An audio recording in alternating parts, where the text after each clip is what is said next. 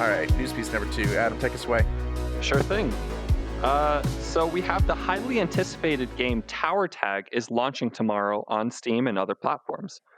And I believe it's one of the more anticipated VR games for 2020. Tower Tag is releasing this week on Steam and expected to compete with similar games like Echo VR. Tower Tag is pretty easy to pick up, and it's a laser tag like gaming experience that previously has found a much loved home in VR arcades. Now, So, this is an interesting game. I did watch a couple of trailers, and it has okay. some really interesting ideas. It has very simple controls that anyone should be able to pick up. Um, and a lot of people have very strong feelings about this. A lot of people have been introduced to this at VR arcades and Yeah. have liked it. What do you mean by like strong opinions? Uh, for a lot of people, I feel at VR arcades, it's a lot of people's first exposure to some of the awesome parts of VR. Hmm. It has a lot of cool ideas. One button movement. It introduces some interesting the what's the word I'm looking for? The looks of it, the overall feel of it, feels really really cool. And being inside that environment in a VR headset feels really awesome. Hmm. For the listeners and myself included who actually haven't heard of this, what is it? You say it's like Echo VR, but what's the premise? What's the game? Imagine laser tag. So it's basically laser tag. Yeah. The premise of the game is that you're in a arena, and there's all these sorts of little islands with towers on them. And so you move around from island to island with a sort of grappling hook. And so you reach out and you fire your grappling hook towards it. You move over to the point and you capture that point.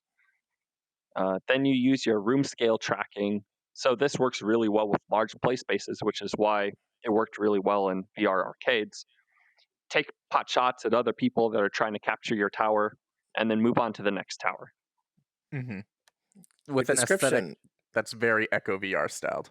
Yes. interesting. The description sounds like 2016 VR to me. So I mean, it sounds like fancy hidden teleportation. That's basically your grappling hook, and Mhm. so I'm curious if the anticipation is going to hold up here because it doesn't strike me as something even hearing about it. I'm like, ooh, I'm excited now. Like I don't know, this sounds like something a few years back might have been a little more groundbreaking. So I've got to check Mhm. out a trailer and see what this is all about. But I don't know. I'm skeptical already. I Yeah, it's not like it's got a ton of ideas that are particularly like, oh yeah, I want to play this. It's mostly people are excited about it, mostly sort of in a word of mouth way. It's pretty popular and well known in like sort of the arcade world, and it's apparently really polished.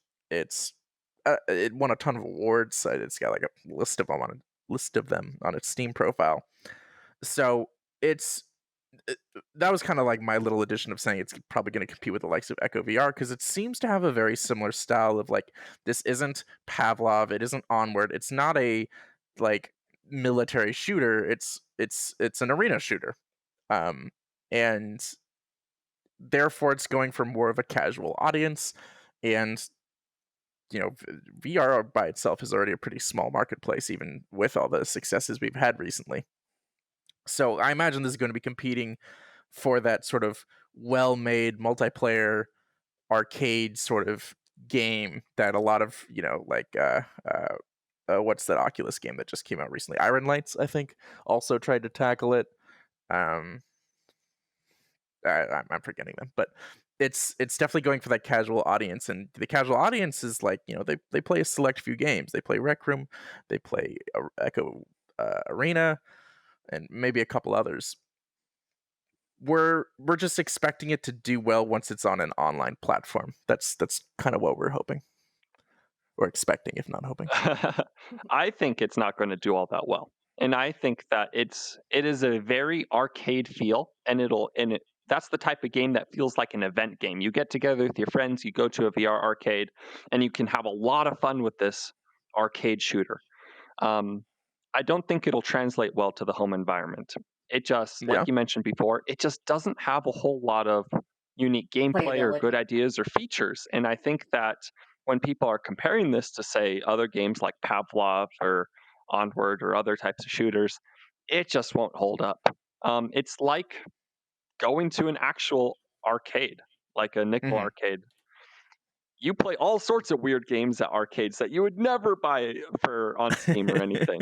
There's It's just true. something about going to an arcade, and you can play different types of games. And Mhm. I don't think, though, that people will buy this type of game for their home consoles. I don't think it's going to do all that well. Yeah.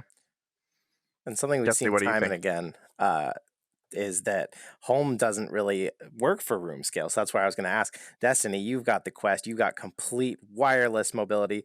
If this was something that came to Quest, do you think you would have a space even to accommodate this and actually enjoy a game where you had to be able to run around and take shots? Even then, it would still be pretty limited. I definitely agree with what Adam's saying, where I think it seems like it's more of an arena-based game, and because not every single Oculus Quest owner or VR owner in general is going to have that amount of space to be able to dedicate to something that large. Mhm.